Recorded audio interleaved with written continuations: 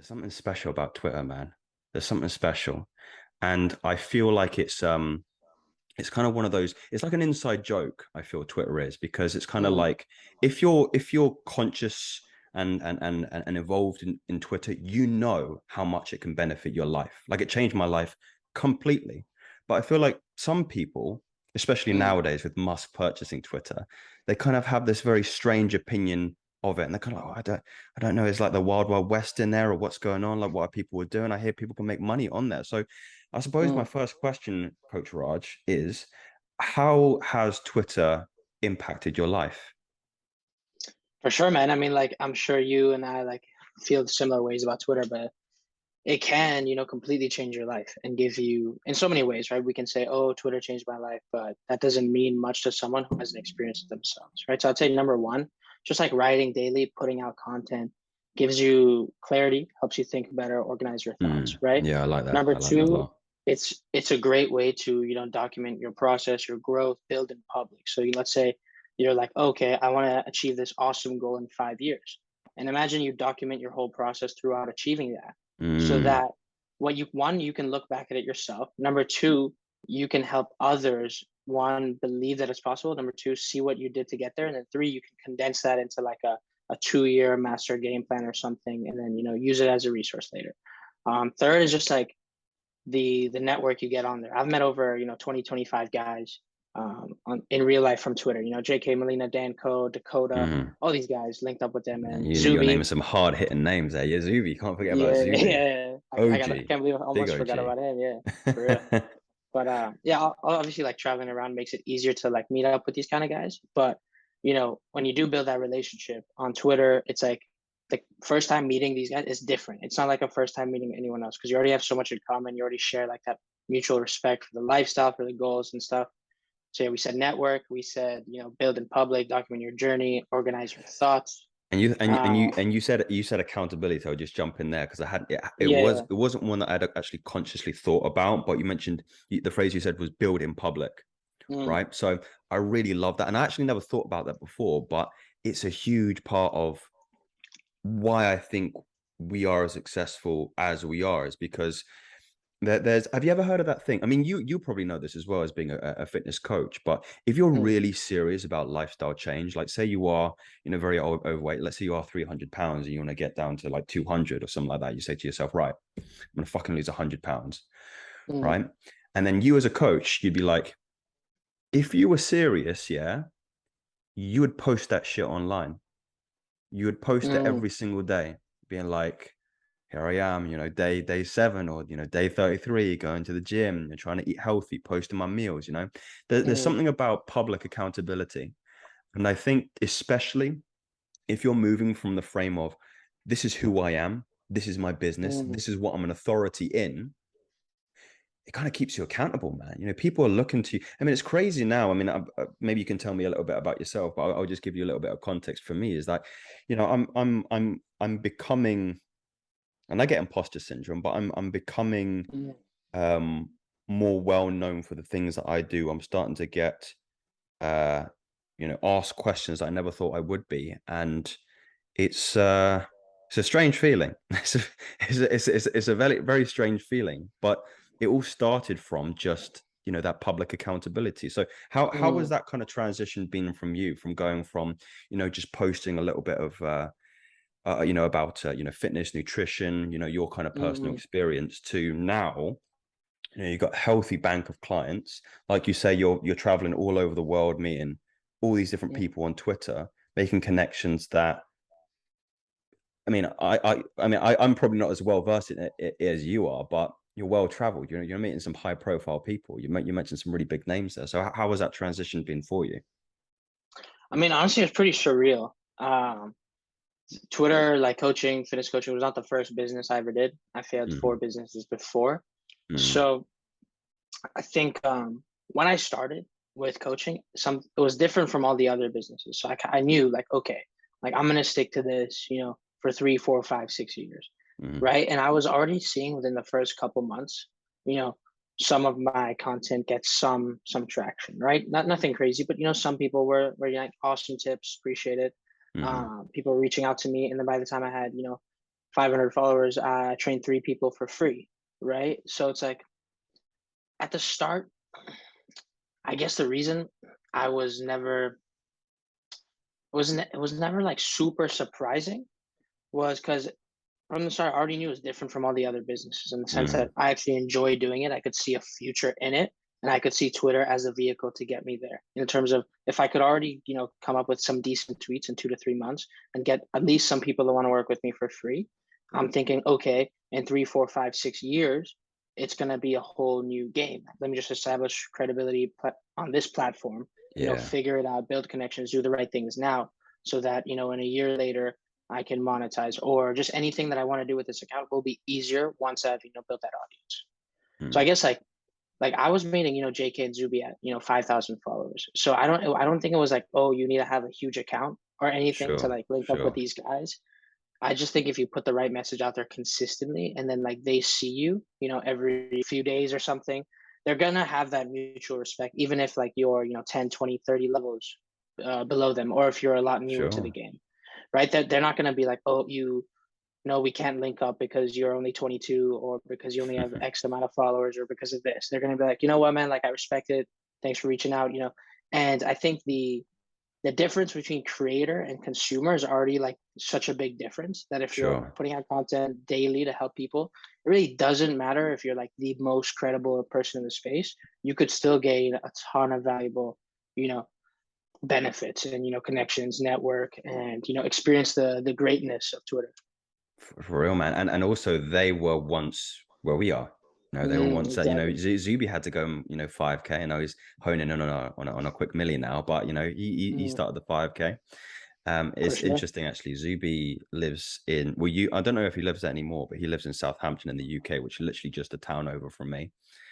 Oh well. Um, and yes, again, it's just funny. It's just funny how these things work. I want to pick up on what you said here, just just Mm, just in the first part of that response there, because I think it's something that, if you're a young man, if you're an ambitious man, if you want to be an entrepreneur, if you want to kind of cut out a little piece of the world for yourself, they miss this point, and this is a really really important lesson that a lot of men haven't humbled themselves with.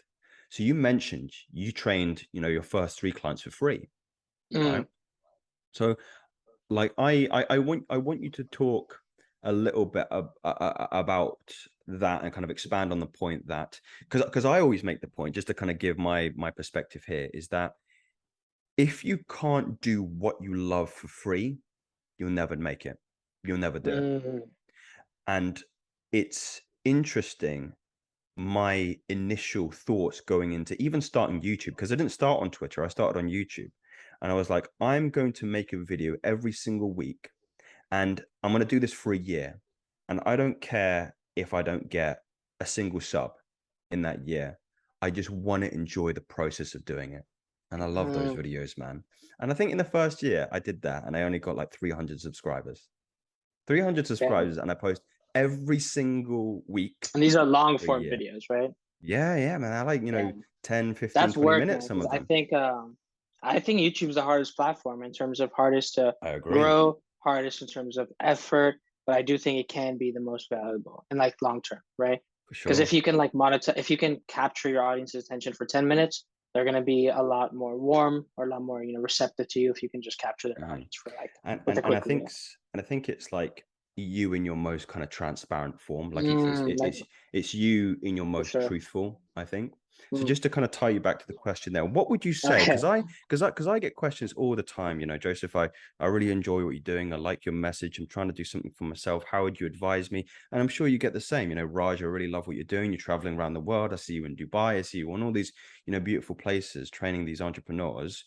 Mm. How what is part of that mentality that allowed you to get to where you are?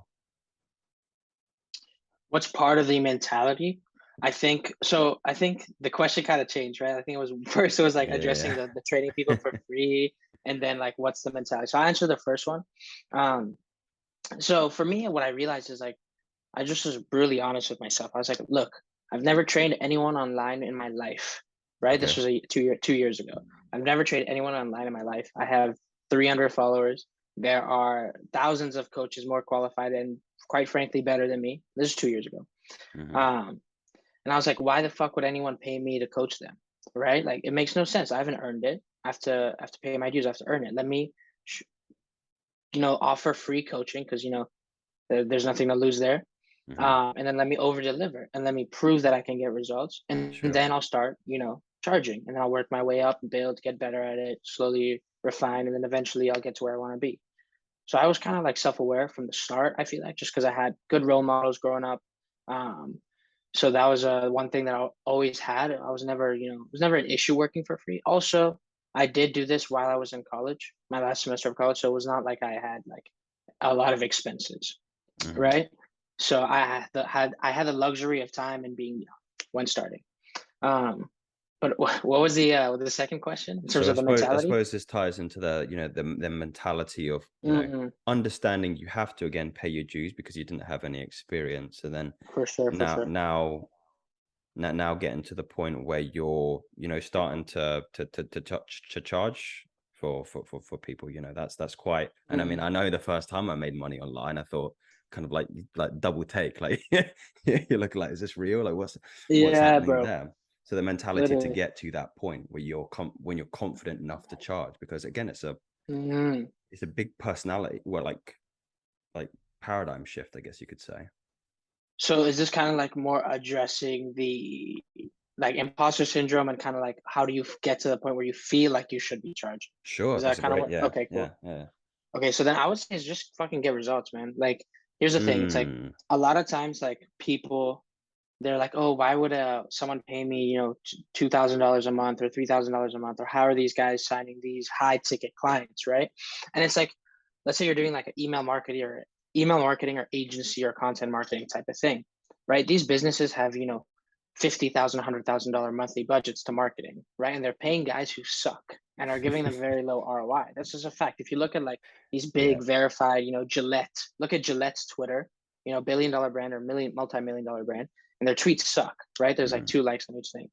So it's like if these, million-dollar businesses are paying, contractors or whatever, marketers, 50, $100,000, for their budgets every month, and they're not really getting that ROI. If you can make them, an extra 10, 20, 30,000 a month, they'll happily pay you 5,000, right? It for makes sense. sure, So number for one is sure. just like being able to get results and creating that value. And then two, when it's something where it's like you're not necessarily directly making them more money in terms of like health coaching or let's say relationship coaching, you have to look at the indirect and overall value you create. So number one, first help Mm, someone for free with their health or relationship. This is just arbitrary example, right? You help them transform their lives. You figure out exactly what their problems are and then devise very clear, actionable, and easy steps for them to get there. And you're gonna have to be creative. You're gonna might have to do some research, might have to try different things. And then once you create this system, make it really easy, like dumb it down, make it easy to follow, give it to them, explain it to them, and then keep them accountable. So every day give them today I want you to do this. Here are your action items mhm, for the day. How did this go? Rate your progress. Right. And then if they follow the system, 80, 90% of the time with your accountability, you help them answer questions. And keep in mind, this is doing this for free. You will get them results within a month or two. And then mm. when you get them results, you want to get testimonials from them, Yeah, written before and that's the after, goal, isn't it? video testimonial, right? You want Hmm. to really get amazing testimonials and then reuse that, ask for referrals. Then you can, the guy you worked with for free, you can charge him to continue, right? So that's how I would say that's how you go from transitioning from working for free to landing your first paid Hmm. client. And I guess another thing is like I didn't really touch on this too much, but like with something like health or relationship coaching, when you can't quantify how much money you're making them, you want to look at the areas of their lives that improve and look at Mm, why this is important for them. So let's say, because I know fitness coaches who charge like $100 a month, and for anyone watching, I charge way more than that. But so like these guys, they charge $100 a month, and they're like, I'm like, why are you charging so little? You're providing a lot of value. You're helping these mm, people, and the thing is, they just look at like the average fitness coach, how much they charge, and then they go a little lower, right? So it'll be like 100, 200 a month. But in mhm, reality, it's like you're helping theyese people deal with problems they've had for years and decades. You're helping not only them, you're helping their families. You're helping them live a longer life, live a higher quality of life, gain clarity, gain accountability. And it's like that's a very, very, very valuable service. So Hmm. as long as you can get that result for free and you already have the result, then you don't compare your price or your price to your competitors' prices. You compare your price to the total value you generated. That's a really great way to frame it, and I think this is where a lot of people Mm, who are trying to monetize themselves really go wrong. Is they maybe think, to go back into your example there about the fitness coaching, they think too much about the mm, system.